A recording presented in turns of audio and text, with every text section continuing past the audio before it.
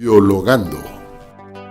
Acompáñenos a dialogar con los profesionales que estudian y defienden la biodiversidad en sus diversas formas y expresiones.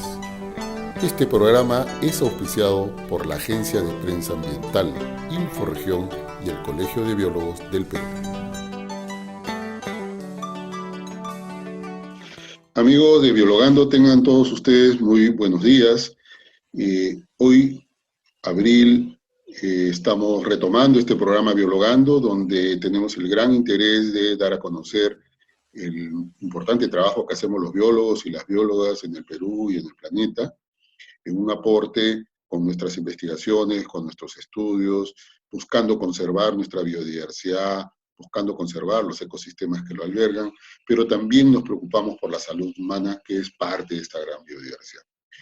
Este programa lo estamos retomando con un invitado, que es un invitado para mí de lujo, es nuestro amigo y colega, el biólogo Mario Esparza Mantilla, quien ha estudiado en la Universidad Nacional de Trujillo, quien es un biólogo que ha hecho una maestría en biotecnologías, tiene el doctorado en ciencias con mención en microbiología de la Universidad Nacional de Chile y de la Universidad Göttingen de Alemania, varias pasantías postdoctorales, y además ha hecho algunos diplomados también de importancia, en modelo de negocio en Eurochile en el 2014, en ética y investigación en el 2015, y docencia universitaria en el 2018.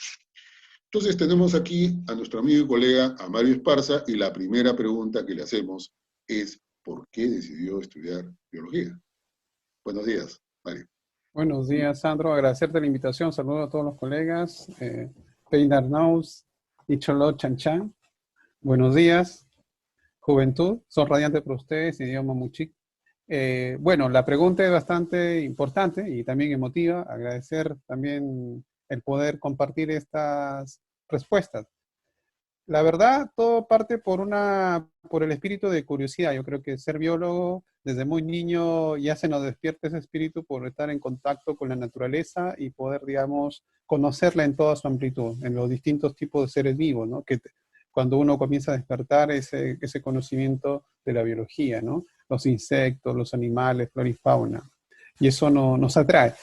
Ahora, ya como parte ya como padre, ya uno ve eso y tiene una visión más de trascender, ¿no? De transmitirle conocimientos no solamente a tus descendientes, sino también a tus discípulos, alumnos, etc.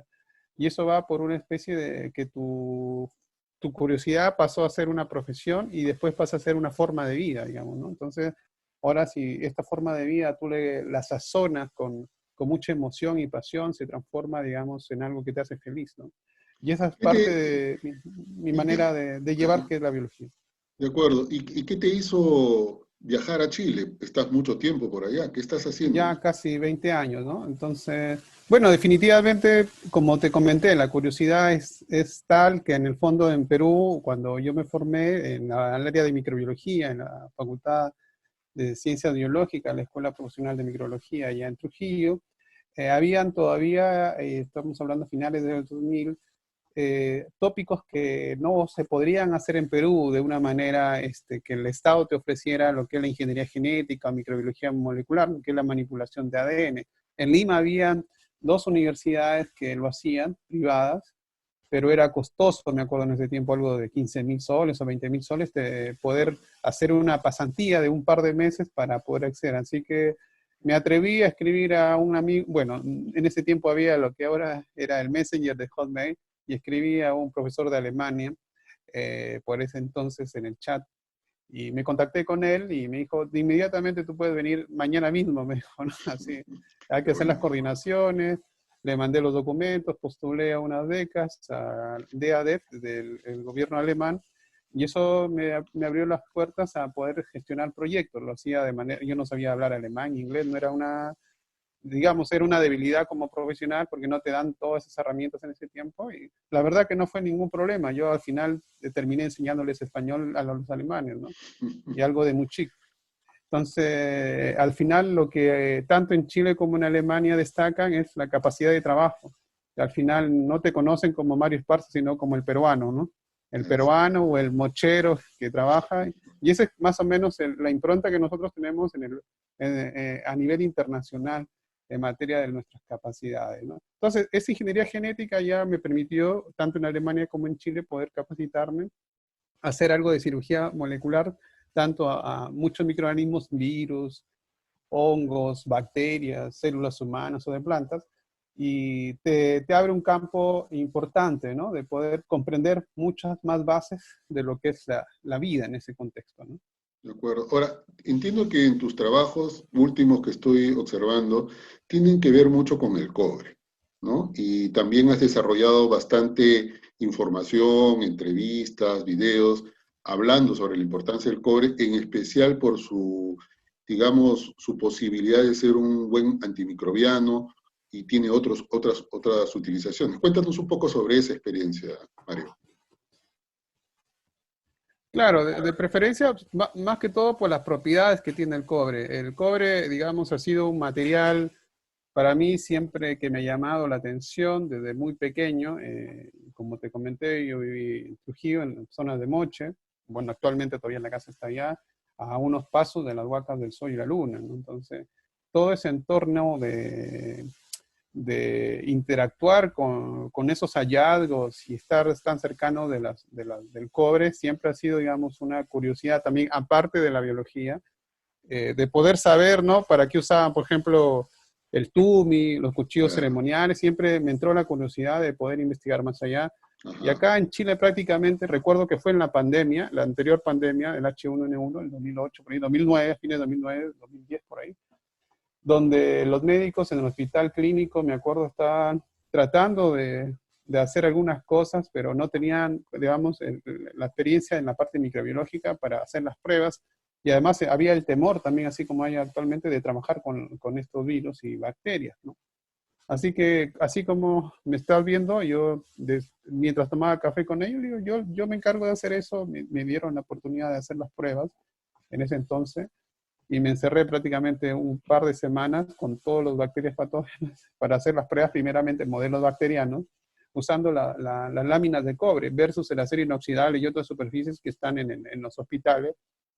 Y logramos demostrar que primeramente el cobre tiene una alta actividad para bacterias patógenas de preferencia, Ajá. intrahospitalarias, bacterias que en Chile le representan cerca de 75 a 100 millones de dólares en gastos anuales por las Ujú. infecciones tanto de personal de salud como personal también que reúne, que no necesariamente son médicos, son personal de técnico y también para los pacientes, ¿no? Entonces, y se demostró que el cobre era antimicrobiano, estamos hablando casi más de una década, y eso también me permitió hacer algunos trabajos con metales en Perú y en otros países, en Colombia también, Ecuador, y probar cómo funcionan las bacterias en esos entornos. Y ya desde este tiempo he estado ya introduciéndome también al tema del por qué nuestros antiguos cirujanos lo usaron. Entonces ya la respuesta la tenemos más que claro. El éxito de las cirugías del antiguo Perú se daba al conocimiento del cobre, ¿no? Los bisturís de cobre, etcétera, y también la otra propiedad que tienen es una alta cicatrización, los cráneos Ajá. Ajá. alargados o cráneos donde ellos hicieron las trepanaciones o las craniotomías, se les colocaba una lámina de cobre. Hasta para todas las heridas también, ¿no? Ha habido momias o restos arqueológicos donde se colocaba el cobre, también por un tema de antimicrobiano. Si tú ves, el señor de Zipán prácticamente fue bañado en cobre, y por eso lo tenemos tan conservado ahora, sin ningún ataque. Entonces, Bueno.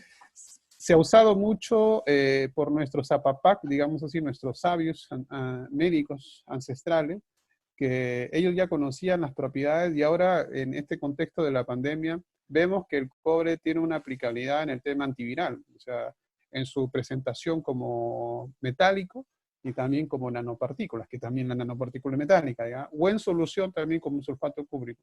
Entonces, ¿Y qué aplicaciones en concreto hoy ya existen, digamos, en Chile que se estén, digamos, utilizando? Bueno, no solamente en Chile, probablemente también en otros países. exactamente, a raíz de ese trabajo que se hizo ya hace una década, comenzaron a salir aplicaciones en otras áreas, en el área de acuicultura, en las jaulas para los salmones, en la área industrial alimentaria, en las superficies para la producción de alimentos, en el área también de indumentaria médica, para los médicos, todo el tema de los bisturís, todo el tema de ropa, computadores, lapiceros con cobre, más que todo lo que entre en contacto con las manos, o sea, pasamanos, cosas que, digitalización del teclado, del área médica está cobrizado. Actualmente Chile tiene terminales de buses cobrizados, los aeropuertos están con cobre, en donde tú entras en contacto cuando entregas tu pasaporte, todo está cobrizado en los terrapuertos también. Hay un hospital que se llama justo el Hospital del Cobre, porque es un hospital del cobre donde la SUS y todo está cobrizado, digamos. Entonces, esto ya trascendió más allá y se volvió comercial, ¿no? Entonces Chile comenzó a Claro. desarrollar ropa para diabéticos, todo lo que es medios de cobre, también implantes de tejido con nanopartículas de cobre para la cicatrización. Como te digo, eso de la cicatrización no es nuevo, o sea, yo tengo varias evidencias donde se usaba esto, ¿no? Pero ya se ha ido innovando y ahora lo tenemos prácticamente justo hasta en los buses también ya se está incorporando en la cobrización de cobre, en las escuelas, por decirlo así. Y ahora tú tienes acceso a comprar tus mascarillas de cobre también, ¿no? Desde el punto de vista de lo que está ocurriendo actualmente en la pandemia, y en eso yo podría darte desde el punto de vista comercial cuánto ha avanzado el cobre de transformarse solamente de un metal que es prácticamente hacer parte de la vida diaria de las personas y generar una economía interna para poder posicionar al cobre no como una materia prima simple, sino como un proceso de innovación. Y eso se está haciendo aquí, ¿no?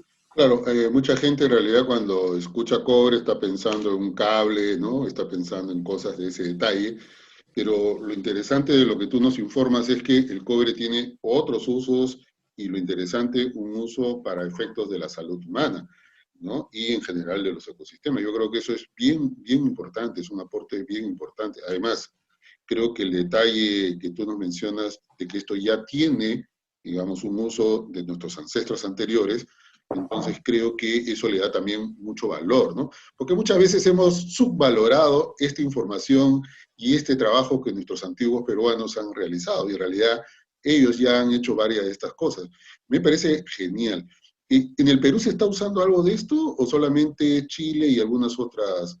Bueno, para ponerte en el contexto, bueno, hace una década también me tocó estar en Perú por la pandemia del H1N1, me tocó justo estar ahora con el César Cabezas, perdón, el director del INES actualmente, Ajá, así justo es. cuando yo fui en ese tiempo él estaba ahí, y le ofrecí esta charla y le ofrecí darle la tecnología, ¿no? Ahí justo estaba en ese tiempo Oscar Urtecho, creo que fue ministro de Salud, y el presidente de esa época, ¿no?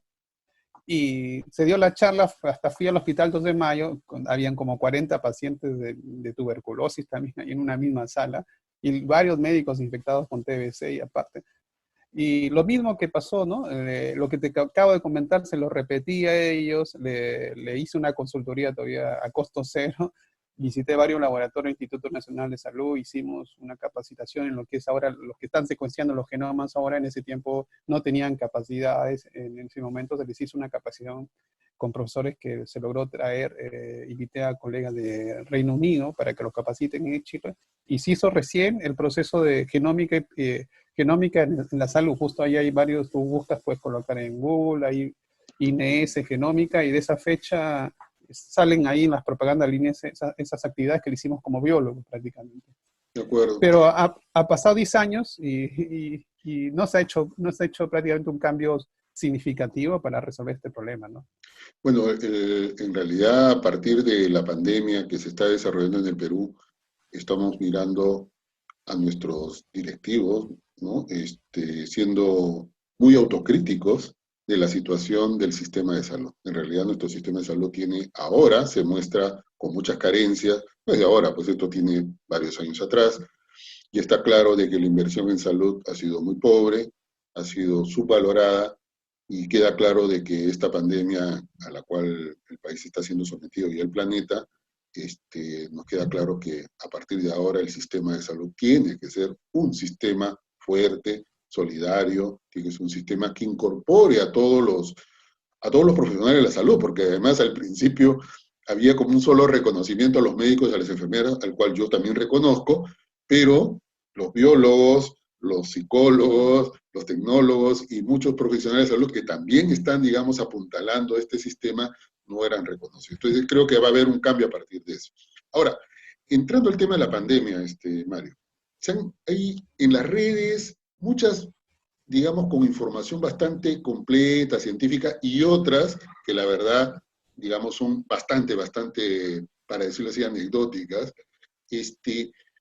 ¿Tú dirías que el COVID-19 tiene un origen en laboratorio o en realidad es la selección natural, es el desarrollo, la mutación de un virus que por el, digamos, del traspaso de un animal a otro, finalmente llega al humano? ¿Cuál es tu opinión sobre eso? Mira, ahí hay dos respuestas de preferencia. Vamos a hablar del patógeno, en este caso, el virus, el SARS, que es el eje del problema, no solamente de este, sino de años anteriores, ¿no? Entonces, hay evidencia, información de patentes de Estados Unidos también y de otros países que han desarrollado también virus, ¿sí? Eso está descrito, está documentado. Y también, digamos, está la otra contraparte del análisis de las secuencias genéticas de las cepas que actualmente son las pandémicas, ya que hay más de 3 cepas circulantes. Por eso que, y ahora si hablamos del SARS-CoV-2, que es el virus pandémico, ese es, bueno, bajo las condiciones y la evidencia que tenemos nosotros como científicos de analizar su genoma, la conclusión es de que este virus vino de manera natural, ¿sí? En este contexto. Ahora, si yo hubiese encontrado esa secuencia y se hubiese conectado con lo que hubiesen hecho, porque tú cuando desarrollas un virus en laboratorio, publica la secuencia que la desarrolles, porque la tienes que después comercializar, digamos, en un contexto de detección como control positivo de un kit, etcétera, o de un proceso de biología molecular. Entonces, eso está disponible. Entonces, si tú sacas lo que se ha patentado o las publicaciones anteriores, tienes acceso. Entonces, sacas esa información y lo comparas con esta nueva. Por lo tanto, tener esa información y hacerle, como nosotros diríamos, la comparación, un análisis de alineamiento de secuencias de ADN. Es como que si tu DNI con el mío fueran el mismo, fuéramos homónimos en ese sentido, ¿no? Y ahí nosotros podemos trabajar. Pero en este caso no se ha dado. Por lo tanto, la conclusión de que el virus pandémico, el SARS-CoV-2, vino al laboratorio, no se ajusta a ese análisis, ¿no? Más bien, cuando se han hecho los análisis de la aportación de los animales, en este caso el murciélago, etcétera, la serpiente y los otros animales que estaban en China, ahí se hace esa comparación de poder ver y concluir que este virus vino de este origen zoonótico que el de un laboratorio, ¿no? Ahora, mucha gente se pregunta, porque aquí cuando vino la información de que eran los murciélagos el reservorio de los virus, bueno, aquí en Cajamarca y en otros lados empezaron a buscar a los murciélagos y a los pobres trataron de eliminarlos. Creo que es simplemente para graficar la desinformación que hay sobre este problema. Entonces, la pregunta es, si ellos están de alguna manera existiendo en varias, porque los virus existen en varios animales de diferentes clases, diferentes tipos, y no todos necesariamente finalmente se convierten en un problema para los humanos, pero algunos de ellos sí, ¿no? El ébola, el H1N1, hoy el COVID-19.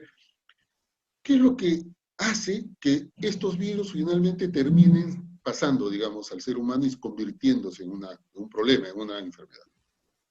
Muy buena pregunta. Primero, para informar que nosotros, los humanos, tenemos dentro de nuestro sistema genético, el cromosoma, más de 8% de secuencias virales. O sea, somos un mosaico de virus.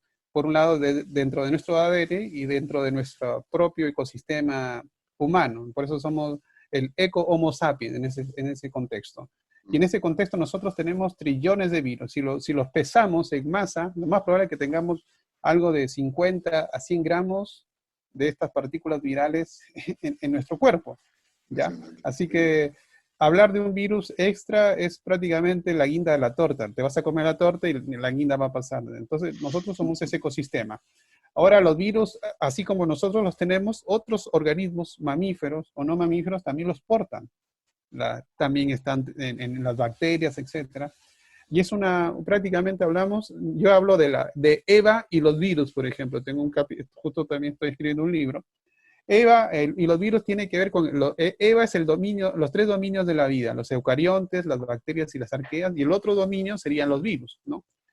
Y estos virus prácticamente son los que nos formatean. Ellos tienen el botón de extinción, lo pueden, así como lo tenemos dentro, forman parte de nuestro cromosoma, no solamente en nosotros, sino en muchos organismos, pero también lo pueden apagar. Son los eficientes controladores biológicos. Ahora, para responder, ¿qué es lo que hace que un virus pueda a nosotros afectar si está en los animales y luego salta al humano? De preferencia sale porque los receptores de nosotros, que son como llaves, como cuando tú entras a tu casa, para entrar a tu casa tú necesitas la llave y eres el único que tú la tienes, ¿no? Por lo tanto, este virus comienza a mutar de tal manera que esa llave se afina para que pueda abrir la casa de nuestra puerta, que en este caso son los receptores de nuestra célula, ¿no? Entonces, el tiempo últimamente se ha ido acelerando eso porque hemos estado más en contacto con los seres, con los animales de con la fauna, que es más cercana. Entonces, esos procesos donde la humanidad se acerca a la fauna, hace que ese proceso de aceleración, de adaptación y mutagénesis que tienen los virus, se acelere. Por eso que este virus, lo más probable, como hemos estado más en contacto, parte de nuestras células también pasan a ellos. Nosotros también tenemos virus que les afectan a esos grupos de fauna, y también los aniquilan, ¿no? Pasó con el demonio de Tasmania, por ejemplo, Claro. y eso ha ocurrido en muchos sitios. Así cuando estos animales pasan a nuestros mercados a la cultura que tienen los chinos de consumirse estos animales hasta crudo, estos virus logran traspasar esa barrera y ahí hay todo un intercambio genético, ¿no? Y el virus lo más probable haya arrasado parte de la llave para convertirse en una llave especializada y abrir no solamente las células de receptores en esta parte respiratoria, sino a nivel de cualquier célula, en este contexto de varios tejidos que tenemos en el cuerpo humano. Ahora, acabo de leer un artículo que indica que también en todo esto juega mucho todo el tema de las megagranjas, digamos, ¿no? En China, por ejemplo, han logrado avanzar en gran cantidad de porcino, ¿no? Que entiendo que el 2018 o el 2019 tuvieron un gran problema porque apareció un tipo de gripe o apareció un tipo de virus que diezmó casi el 50%, lo cual lo obligó en el 2019 a, porque mucha gente se acostumbró a comprar, digamos, carne de porcino, y cuando se redujo la cantidad, la gente nuevamente volvió al mercado a comprar fauna silvestre, y en este caso, claro, la gente consume pues desde el pangolín, que además es importado, es traído de otro lado, el murciélago y otros más. En general, lo que dice el artículo es que hay una suerte también de cambio en la alimentación, lo que yo le llamo esta brecha metabólica que se ha abierto entre los humanos y la naturaleza, y que creo que también genera condiciones para que alguno de estos virus efectivamente tengan esa posibilidad, porque no es que da el salto así nomás, tienen que darse ciertas condiciones, ¿verdad?, que permitan que pueda mutar y finalmente llegar al ser humano. No todos los virus, es como una carrera que van varios, pero algunos de ellos logran dar ese Claro, salto. exactamente. Exactamente. Es un poco para explicarle a la gente eso, porque a veces cuando no se tiene claro esa figura, claro, tú andas, digo, paranoico y dices, pucha, los virus están Sí, por todos lados, van a atacar. O otros claro. construyen teorías conspiranoicas, donde, ¿no? Rusia, Estados Unidos arman en el laboratorio, todo contra China, no, los chinos. Entonces, ya, eso está bien para la política quizás y para el ejercicio, ¿no? Pero Claro. científicamente, ¿por dónde va este asunto? Bueno, yo acá te hice tengo una maqueta, este es el diseño de lo que es el SARS-CoV-2, la versión pandémica que tenemos que produce el COVID, que es la enfermedad, el síndrome respiratorio agudo grave, ¿no? Entonces, como te comentaba, este virus, que es el que te muestro, tiene esto de color naranja, es la membrana del virus, ¿no? Que está formada por fosfolípidos y proteínas. Las proteínas son la E y la M, son tres tipos de proteína, y la proteína llave, que sería el Skype, que es esta, ¿sí? Esto que está fluorescente, le representado de esa manera, y es la proteína que prácticamente es como la llave para abrir las puertas de nuestros receptores celulares, que es el ACE2. Entonces, esta llave es la que permite hacer eso. Entonces, cuando este virus ingresa a nuestra célula, digamos, yo voy a ser parte de que esta habitación donde estoy es la célula. Y estos son prácticamente la membrana celular, digamos, la pared, y yo soy el ADN. Entonces, este virus va a entrar, ingresa, una vez que ingresa, prácticamente se fusiona a la pared y libera lo que es su otro compartimiento, que es la cápside. ¿Sí? La cápside es una estructura icosaédrica construida por proteínas del virus, y esta comienza a estar en nuestro citoplasma, digamos, ¿no? Hasta que llega a mí, que yo sería el núcleo, y luego va a liberar, o se acerca, su ARN viral. Este sería el ARN viral, ¿sí? Y este ARN viral, que es de monohebra, va a ingresar prácticamente a nuestro cromosoma. Este yo le he puesto como doble hebra, me lo he puesto acá para que quede claro. ¿Sí? Ahí está. Entonces, este virus prácticamente lo que hace es lo que te estoy mostrando acá. Se inserta en nuestro cromosoma, te lo pongo aquí, esta es mi maqueta que tengo acá para un poco para explicarlo, y al insertarse en nuestro cromosoma, acá, voy a insertarlo para que quede claro, ahí está. Este virus prácticamente nos termina a nosotros controlando desde el punto de vista del tema de su capacidad genética. Este virus tiene cerca de 30 kilodalton, voy a colocarme acá, entonces prácticamente me posiciona, digamos en este ejemplo, me está posicionando. Y al posicionarme, este virus toma control de mí como célula o como cromosoma. Y al tomar posición de mí, él decide, yo en lugar de hacer mi metabolismo, nutrirme, tomar un buen desayuno celular, digamos así, el virus, ¿sabes qué? Para. Ahora vas a hacer lo que yo te ordene. Y el virus ordena generar cientos de miles de cápsides, y cuando sale, voy a suponer que en esta habitación salen 10.000 de estas nucleocápsides, y usan la pared que sería la membrana y salen al medio ambiente. Ese es prácticamente, prácticamente son 9 genes los que hacen esa función del virus, específicamente. Nosotros somos 30.000 genes. Imagínate, todo el cromosoma que este virus se inserta en nuestro genoma, prácticamente domina lo que son 30.000 genes. Y al hacer eso, se liberan prácticamente por todo el sistema respiratorio, etcétera, y causan el daño. Pues no, porque estamos hablando que la patogenia del virus se debe porque destruye la célula, en el fondo, al tomar la posición. Por eso que es importante bloquear el ingreso, ¿sí? Y ahí tú prácticamente evitas que se genere una destrucción celular. Entonces, por eso ahí nosotros tenemos que tener todos los procesos preventivos para evitar el contacto con este virus. De acuerdo. Finalmente, ¿qué recomiendas tú, Mario, sobre este asunto? Entiendo de que, claro, el cobre es una manera que ya se está aplicando en Chile para la cuestión preventiva. ¿Y qué más recomendarías tú a la gente, además de lavarnos las manos, de Claro. quedarnos en la casa para poder evitar los contagios, pero en concreto, en la bioseguridad, ¿qué plantearías tú como recomendaciones? Ya, la principal recomendación que creo que para todas estas curvas, cuando salen la curva, hay que aplanar la curva, etcétera. Primeramente, voy a hacerte una explicación muy sencilla. El virus, para que sea exitoso, necesita del ser humano, ¿sí? O sea, este virus que está aquí, voy a tomarlo nuevamente, para que sea exitoso, te necesita a ti, o sea, necesita interactuar contigo. Ahora, si tú no estás cerca del virus, el virus no va a hacer nada, se va a inactivar. Entonces, en el fondo, si nosotros prácticamente somos un matraz, ¿sí? Estamos adentro, ¿ya? Y en este matraz estamos nosotros aquí. Este matraz se llama Tierra, digamos, en el contexto de la humanidad. Y el virus prácticamente, si nosotros estamos, mientras va a estar haciendo lo que él quiere dentro de nosotros. Entonces, pero para que el virus no funcione, no sea exitoso, necesitamos no ser el sustrato del virus, ¿sí?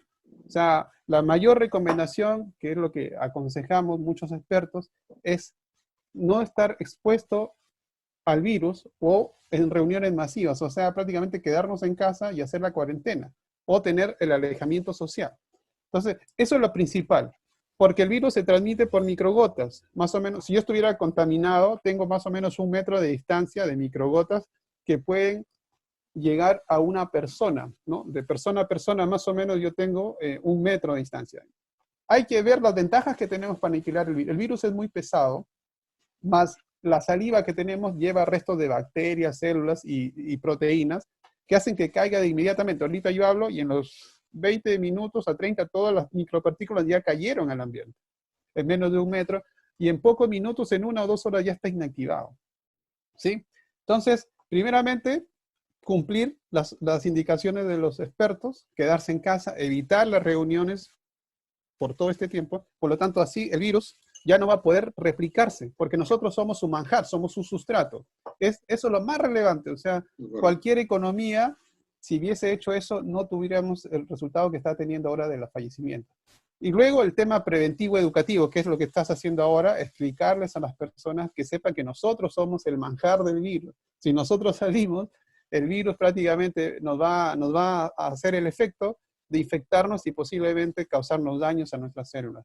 Así que evitemos salir. Y el resto de recomendaciones que las tenemos que nuevamente mencionar, si vamos a salir, en el caso de que vamos a salir, evitar el tema del contacto con muchas personas, estar protegidos, ojalá, el tapabocas o el respirador, si es que lo tuvieran, un cobertor de lentes o una máscara facial, para evitar, digamos, evitamos las zonas de contacto. El virus es exitoso por la cavidad oral, cavidad nasal y cavidad ocular.